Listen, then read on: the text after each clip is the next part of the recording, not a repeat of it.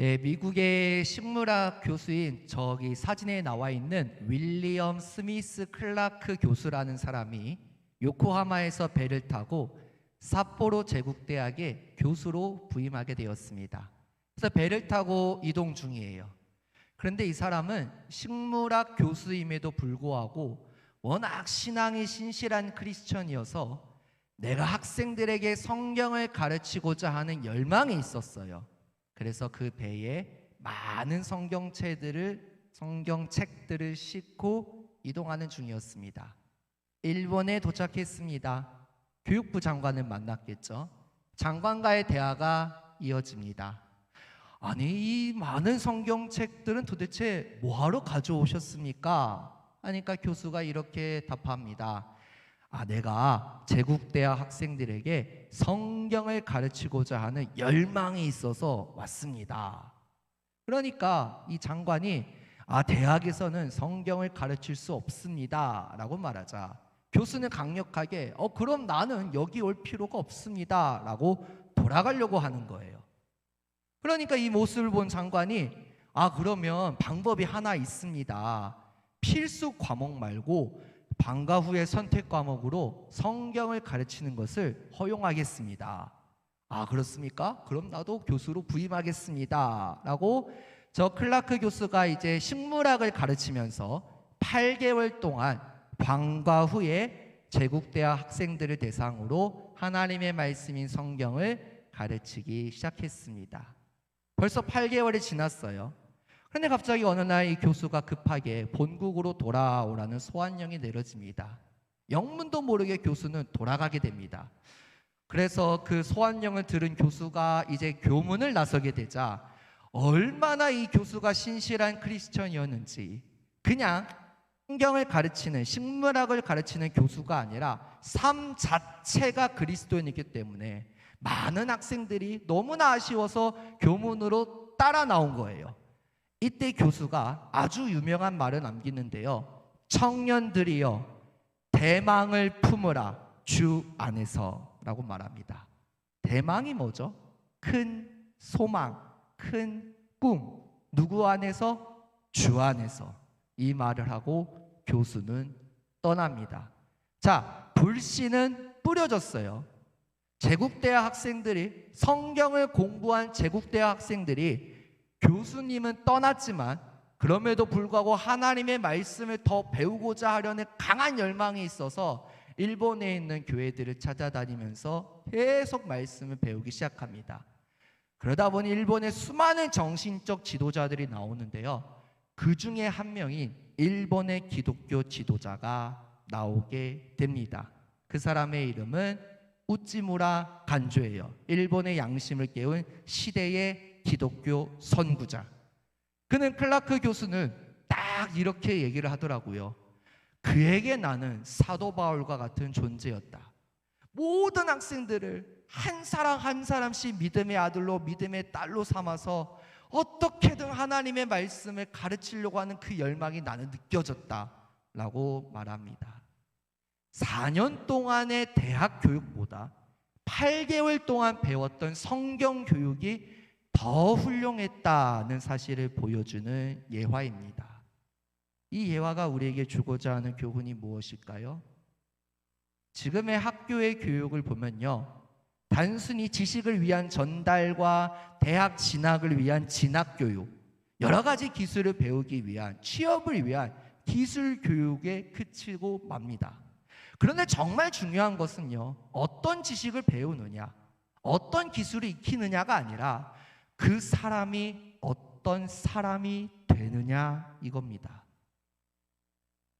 여러분의 자녀들이 신앙생활을 잘 하다가도 대학 입시가 가까워 오면은 주일 예배를 잘 드리지 못하는 경우들을 많이 보게 됩니다.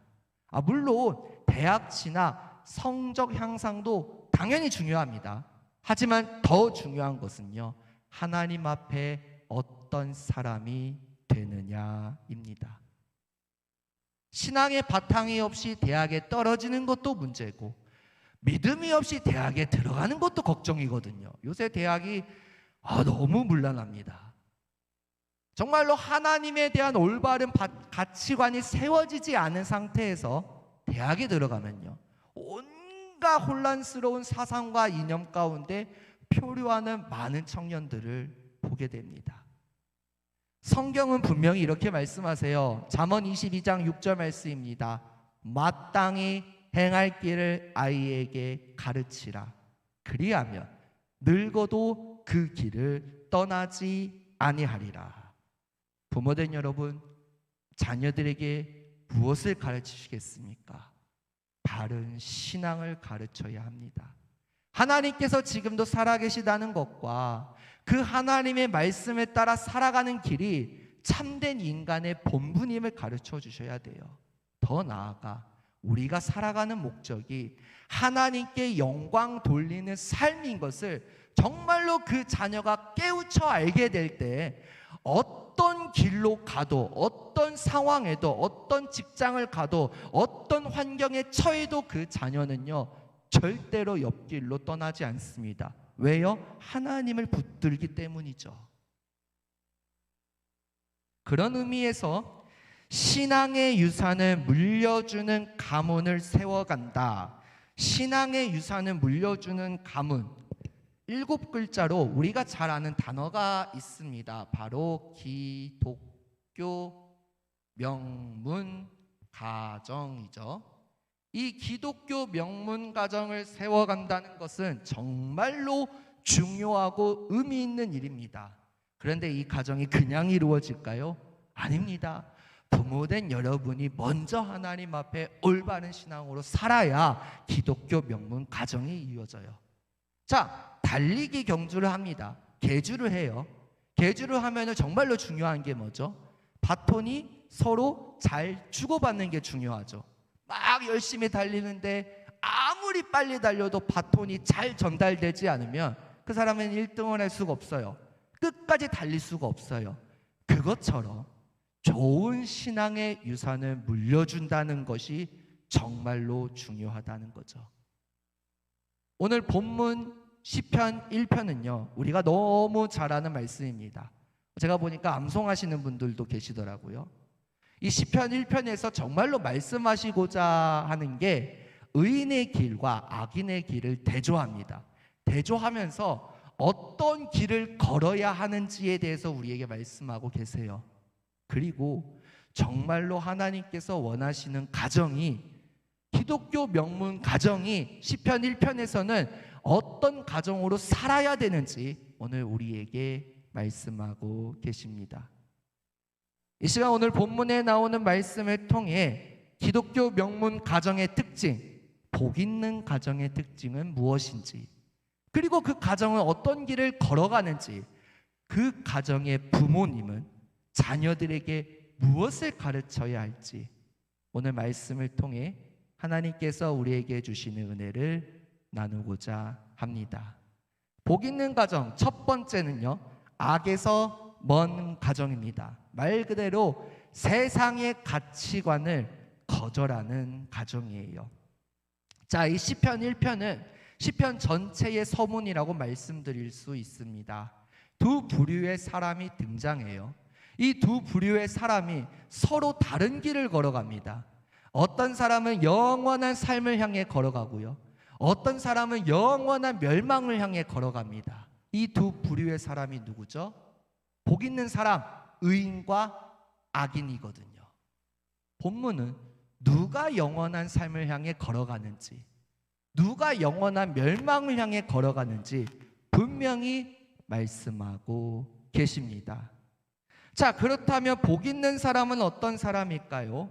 그런데 여러분, 우리가 복 있는 사람을 살펴보기 전에 먼저 이 복이라는 단어에 대해서 한번 생각해 보겠습니다. 아마 잘 아실 텐데요, 세상에서 말하는 복과 성경에서 말씀하시는 복은 분명히 다릅니다. 우리가 예수님을 왜 믿습니까?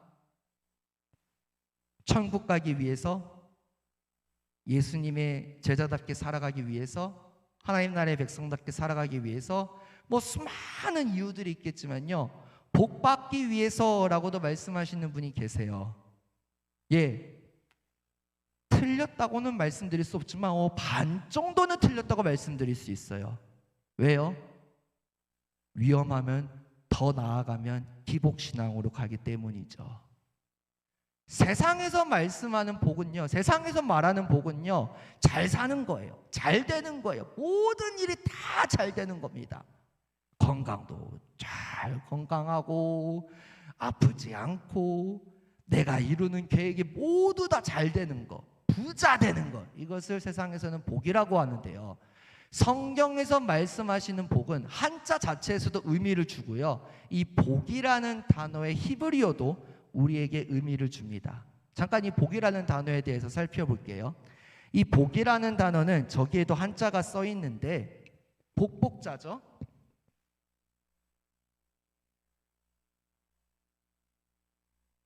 네, 제가 뭐 잘 썼는지 모르겠는데 열심히 연습을 했는데, 네, 복복자입니다. 이 복복자인데 보이다, 한, 사람, 밭, 동산이라는 한자가 합쳐져서 생명이신 하나님과 함께 있는 상태가 바로 복이라는 거예요.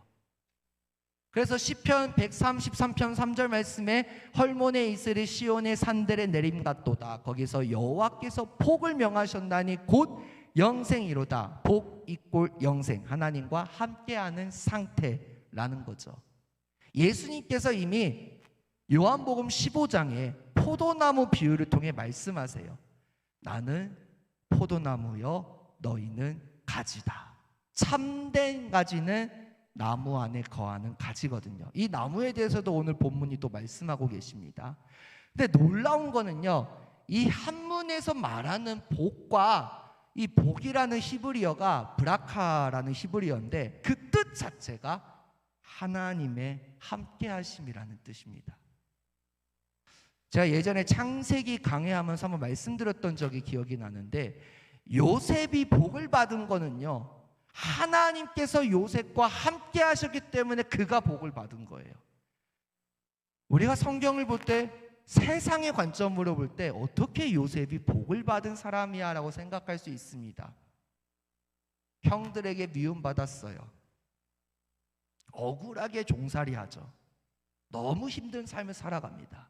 세상의 관점으로 볼 때는 이 사람이 어떻게 복받은 사람이야 라고 생각할 수 있지만요, 성경의 관점에서, 하나님의 관점에서 볼 때 요셉은 하나님과 함께 했기 때문에 그는 이미 복을 받은 사람인 거예요. 자, 이 관점에서 오늘 본문을 한번 살펴보겠습니다. 복, 하나님의 함께 하심이라고 말씀드렸습니다. 그럼 복 있는 가정은 어떤 가정이죠? 하나님께서 함께 하시는 가정이라는 겁니다. 이런 관점에서 복 있는 사람은 어떤 사람일까요? 바로 악에서 먼 사람, 세상의 가치관을 거절하는 사람입니다. 자, 본문 1절 말씀을 쉬운 성경으로 한번 준비했습니다. 우리 한번 같이 읽어보겠습니다. 복이 있는 사람은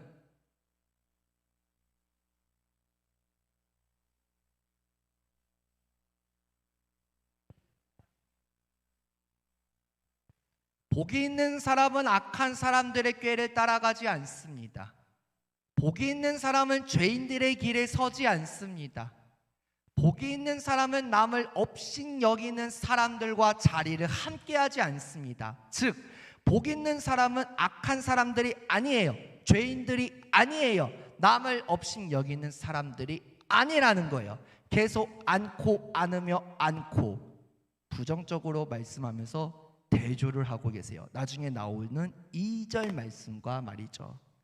이 복 있는 사람은 하나님과 올바른 관계를 맺고 살아가는 사람입니다. 그러나 악한 사람들에게는 그 하나님과의 관계가 없어요.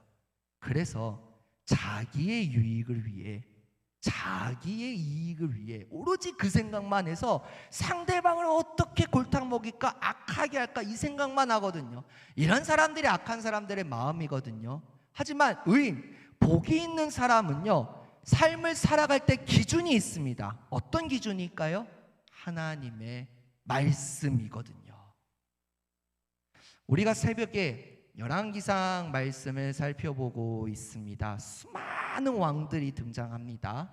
북이스라엘과 남유다 왕들을 다 합치면 총 39명 정도 되거든요. 그 중에 제가 각각 2명의 왕들을 좀 소개하면서 계속해서 본문을 좀 이어가도록 하겠습니다. 북이스라엘하고 남유다입니다. 이 북이스라엘은 오므리 왕과 여로보암 2세라는 왕이 있었고요. 남유다에는 히스기야 왕과 요시야라는 왕이 있었습니다. 수많은 왕들이 있는데 제가 이 왕을 예로 든 이유를 설명을 드릴게요. 이 북이스라엘의 수많은 왕들 중에 이 오므리 왕과 여로보암 2세라는 왕은요, 영토 확장을 너무 잘했던 왕이에요. 다윗 시대의 그 영토보다 얼마나 전쟁을 많이 했는지 영토를 확장시키고 또 그 영토를 오랫동안 유지했던 왕입니다. 세상의 관점에서 볼 때 이 왕들은 훌륭한 왕이다라고 평가할 수 있습니다. 하지만 성경은 이 두 왕들을 매우 악한 왕이라고 평가합니다. 왜요? 그들은요, 성경에서 보면 나중에 나오지만요, 여로보암의 길을 가는 왕이 있고요, 다윗의 길을 가는 왕이 있습니다. 이 두 왕들이 여로보암의 길을 갔기 때문이죠. 여로보암의 죄를 지었기 때문이에요. 다시 언급을 하겠지만요, 우상 숭배를 했습니다. 하나님께서 제일 싫어하시는 우상 숭배를 했어요. 아무리 영토 확장을 하고 백성들을 평안하게 하고 그 영토를 오랫동안 유지했어도 하나님 보시기에 악했던 왕이었어요. 그런데 이 남유다의 히스기야 왕과 요시야 왕은요, 한 게 없어요. 오히려 영토도 지키지 못했어요. 수많은 적들이 침공해 와서 나라가 위기에 처했습니다. 히스기야 왕 때는 아시리아 왕의 사네립이라는 왕이 쳐들어와서 나라 전체가 완전히 넘어갈 위기에 직면한 적도 있었어요. 세상의 관점으로 보면 이들은 훌륭하지 않은 왕이라고 평가할 수 있습니다. 하지만 성경은 그들을 다윗의 길을 따라간, 하나님의 말씀대로 살아간, 그 말씀으로 백성들을 다스린 왕이라고 평가합니다. 왜요? 하나님의 말씀을 붙들었기 때문이에요. 특히 이 요시야 왕은요, 나중에 토라 율법책을 발견을 합니다. 율법책을 발견하고 무너진 성전을 건축하고 잃어버린 유월절을 회복시키거든요. 그러면서 그동안 조상들이, 선조들이 세웠던 우상들을 다 무너뜨리고 하나님만을 예배하는 왕이었습니다. 이 요시야 왕을 성경은 이렇게 평가하십니다. 열왕기하 23장 25절 말씀에 요시야와 같이 마음을 다하며 뜻을 다하며 힘을 다하여 모세의 모든 율법을 따라 여호와께로 돌이킨 왕은 요시야 전에도 없었고 후에도 그와 같은 자가 없었더라. 자, 세상의 평가랑 성경의 평가는 분명히 다르다는 겁니다. 근데 이 요시야는요, 특별하게 한 사람을 더 주목을 합니다. 열왕기하 22장 1절 말씀에 요시야가 왕위에 오를 때에 나이가 8세라 예루살렘에서 31년간 다스리니라. 그의 어머니의 이름은 여디다요 보스갓 아다야의 딸이더라. 어머니의 이름을 소개를 합니다. 제가 오늘 새벽 설교 때도 살짝 언급을 했지만 열왕기상에 보면 북이스라엘 왕들은 절대로 어머니의 이름을 언급하지 않아요. 그런데 남유다의 왕들은 계속해서 어머니의 이름을 언급합니다. 요시야 왕도 마찬가지예요. 그의 어머니의 이름 여디다라는 사람을 언급을 합니다. 근데 왜 이 사람이 중요하냐면요, 요시야의 할아버지와 아버지가 누구였냐면, 요시야의 할아버지는 그 위대한 히스기야 왕의 아들이었던 폭군 중에 폭군이었던 므낫세였습니다.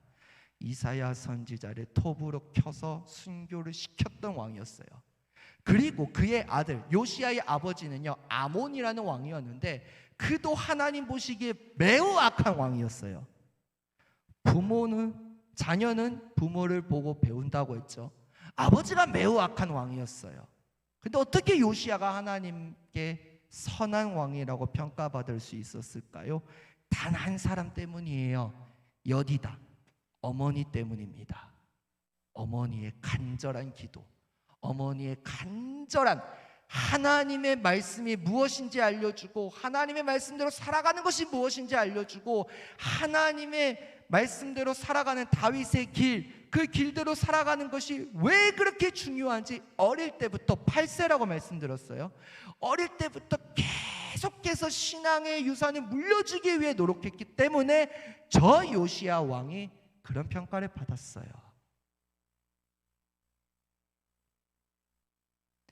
이처럼 하나님의 말씀은요 우리 삶의 분명한 기준입니다. 어떤 사람이요? 의인들, 복 있는 사람들이요. 의인은 그 하나님의 말씀으로 인해 살아갑니다. 그 말씀이 우리의 삶을 바르게 이끌어 주십니다. 자, 그렇다면 본문을 다시 한번 자세히 살펴볼게요. 악인들의 꾀를 따르는 것, 죄인들의 길에 서지 않는 것, 남을 업신 여기는 사람들과 자리를 함께하지 않는다라고 세 구절을 언급을 하는데요. 하나하나씩 제가 그림을 좀 준비를 했습니다. 아마 LED로 보시면 잘 보이실 텐데 피해야 될 세 가지 유형의 사람이 있어요. 복 있는 사람은요, 먼저 악인들. 이 악인들은요 무모한 자입니다. 아주 그냥 하나님에 대해서 무도한 자예요. 어떤 자냐면 세상이 하는 말을 듣고 그 가르침이 옳다고 생각하는 자예요. 세상의 가치관, 야 성공이 중요해, 신앙이 뭐가 중요해, 야 돈 버는 게 중요해, 예배 드리는 게 뭐가 중요해, 뭐 등등등 너무 많잖아요. 근데 악인들의 꾀를 따른다는 것은요 그런 악인들의 충고를 듣는다는 거예요. 그래서 복이 있는 사람은 악인들의 꾀를 따르지 말라라고 오늘 시편 기자는 강력하게 말씀하고 계십니다. 그리고 죄인들이 있어요. 이 죄인들은요 말 그대로 죄인이에요. 죄인.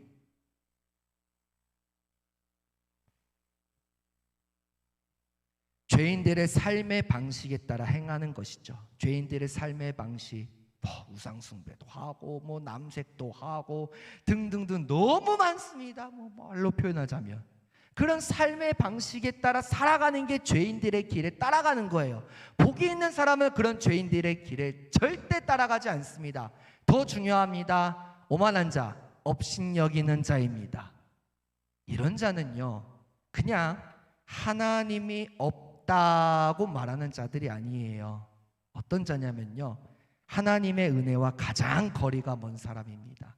아주 하나님을 대놓고 적극적으로 부정하고 모욕하는 자들이 이런 자들이에요. 오만한 자, 남을 업신여기는 자, 더 나아가 하나님까지 업신여기는 자, 아예 하나님에 대해 등을 돌려버리는 자가 그런 자라는 거죠. 그런 자가 있었습니다. 북이스라엘에. 바로 여로보암이 그런 왕이었죠. 잠깐 여로보암 왕 이야기를 하면서 본문을 다시 들어갑니다. 여로보암 왕은요 솔로몬 이후에 북이스라엘과 남유다로 왕국이 분열됩니다.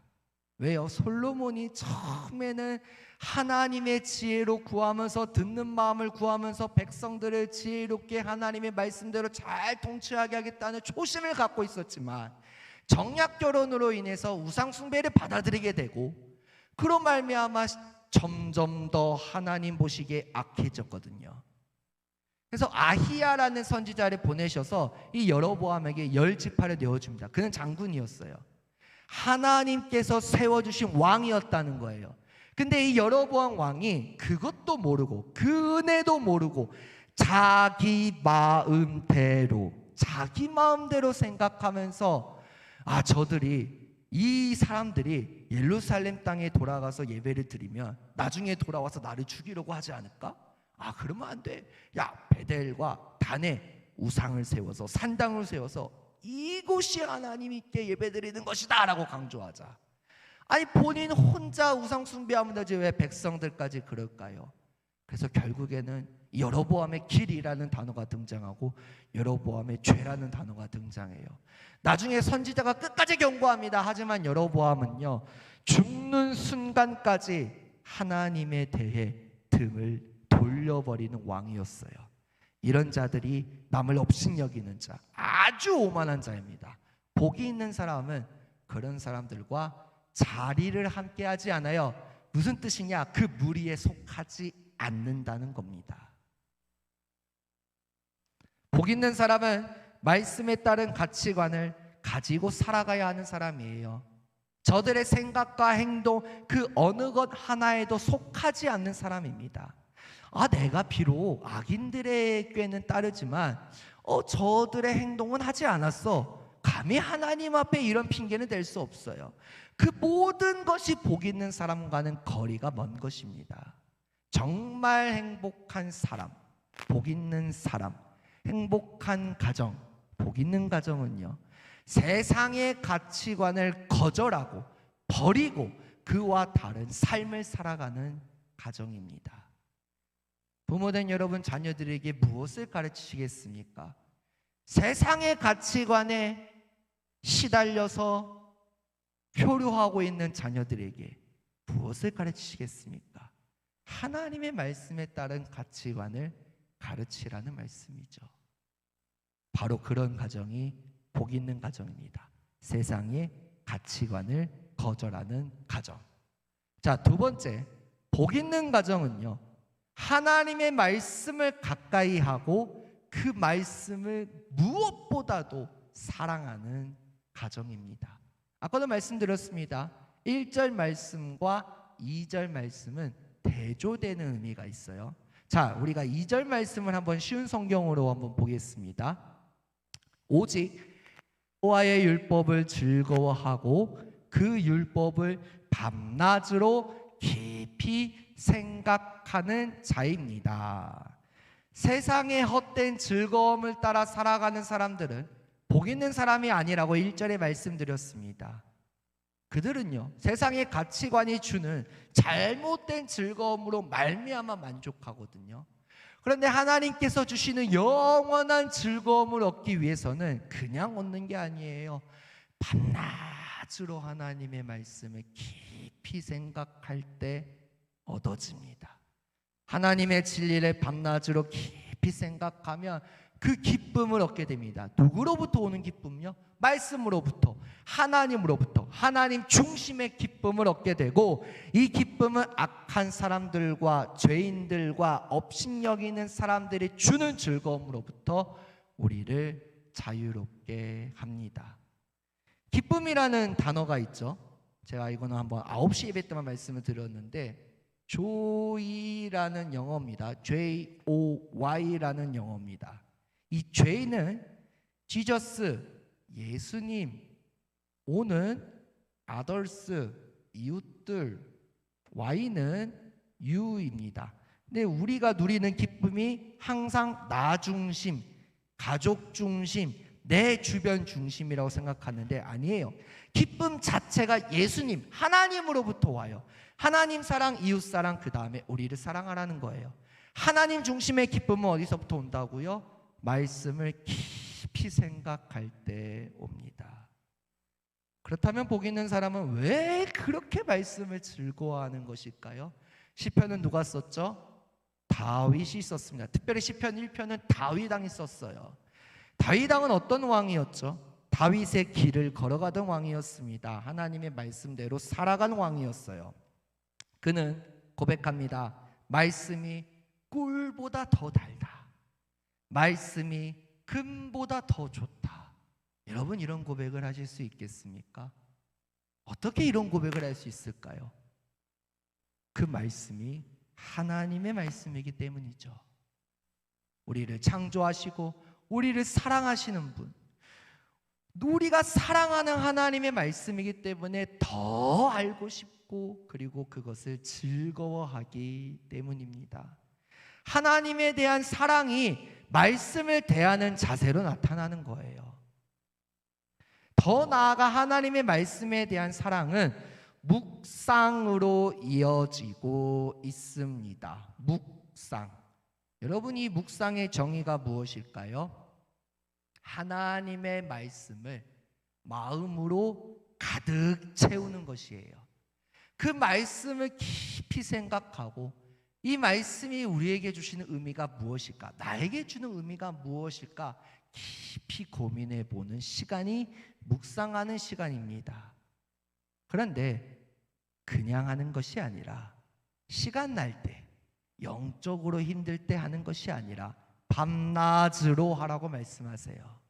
지속적으로 언제나 하나님의 말씀을 묵상하는 사람이 바로 복 있는 사람이다 라고 본문을 말씀하고 계십니다.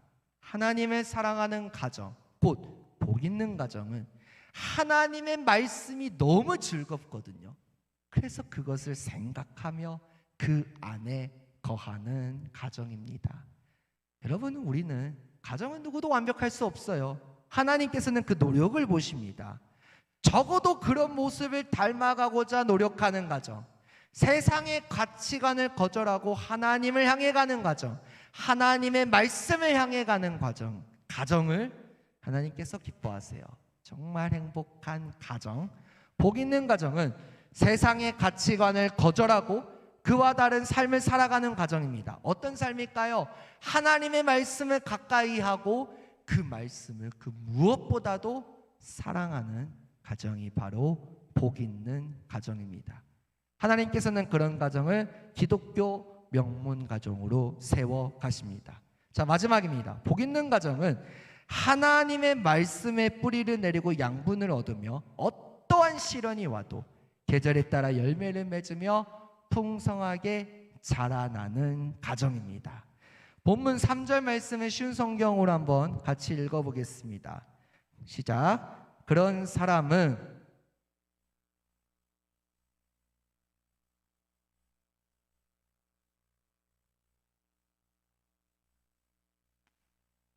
네, 3절 말씀을 보면요, 그리스도인의 삶을 묘사하는 단어가 있어요. 어떤 단어인 것 같으십니까? 시냇가? 나무? 열매? 어떤 것 같으세요? 하는 일마다 네모 다 좋은 대답인데요, 그리스도인의 삶을 묘사하는 단어는 바로 나무라는 단어입니다. 제가 아까 요한복음 15장 포도나무 살짝 말씀드렸죠. 그런데 이 나무가 어떤 나무죠? 시냇가에 심은 나무입니다. 그냥 스스로 자라난 나무가 아니라는 거예요. 이 나무는요, 뿌리를 통해 양분을 공급받아 계절에 따라 열매를 맺습니다. 이 나무는 어떤 가뭄이나 어려움이 와도 절대로 잎사귀가 마르지 않아요. 이 나무는요, 겨우겨우 생명을 유지하는 나무가 아니라 생명을 풍성히 누리고 있는 나무입니다. 누구에게 뿌리를 내려서일까요? 하나님의 말씀에 뿌리를 내리고 있기 때문이죠. 그런데 시편 기자가 정말 말하고 싶은, 강조하고 싶은 부분은요, 나무가 아니에요. 나무가 어떻다는 거죠? 하는 일마다 모두 잘 된다, 형통하다라는 거죠. 형통하다. 형통하다라는 단어도 우리가 한번 생각을 해보겠습니다. 형통하다. 뭐 만사 형통이라는 뭐 말도 많이 있죠. 형통하다라는 말은 무슨 뜻일까요? 처음에 의도한 것을 효과적으로 성취하다, 내가 원하는 것을 이룬다라는 이런 뜻이 있는데요. 자, 여러분, 나무가 원하는 게 뭘까요? 열매를 맺고 잎사귀가 마르지 않는 거예요. 그렇다면 복 있는 사람이 원하는 것은 무엇일까요? 자, 다시 한번, 복 있는 사람이 어떤 사람이었죠? 복 있는 사람은 세상의 가치관을 거절하고 그와 다른 삶을 살아갑니다. 어떤 삶이죠? 하나님의 말씀을 가까이 하고 그 말씀을 무엇보다도 사랑하는 삶이었어요. 복 있는 사람이 정말로 원하는 것은 사업이 잘 되고 돈 돈을 잘 버는 게 아닙니다. 복 있는 사람이 정말로 원하는 것은요, 하나님을 기쁘시게 하는 것이고 하나님께 영광 돌리는 삶을 살아가는 것입니다. 또 다른 시편 구절이 있는데 시편 37편 4절 말씀입니다. 또 여호와를 기뻐하라. 그가 내 마음의 소원을 내게 이루어 주시리로다. 우리의 마음의 소원이 이루어지지 않는다고요? 여러분, 하나님을 기뻐하십시오. 하나님 중심의 기쁨, Jesus adores you, 예수님 중심의 기쁨, 하나님의 말씀을 묵상할 때 오는 기쁨으로 말미암아 하나님을 기뻐하십시오. 그가 내 마음의 소원을 내게 이루어 주시리로다. 분명히 말씀하고 계세요. 그래서 복 있는 사람은 진정한 삶의 목적에 따라 살아가는 거예요. 삶의 목적, 우리가 왜 살아갑니까? 하나님의 영광을 위해 살아가죠. 하나님을 기쁘시게 하기 위해 살아갑니다. 즉, 복 있는 가정은 하나님을 기쁘시게 하는 가정입니다. 그 가정은 하나님의 말씀에 뿌리를 내리고 양분을 얻어 어떠한 시험, 어떠한 시련, 어떠한 역경, 어떠한 어려움이 와도 인내합니다. 인내하고 계절에 따라 열매를 맺으며 풍성히 자라나는 가정입니다. 여러분, 이처럼 시냇가에 심은 나무는 계절에 따라 열매를 맺습니다. 그 나무는 누구에게 뿌리를 내릴까요? 하나님의 말씀이에요. 말씀이 육신이 되어 이 땅에 오신 예수님입니다.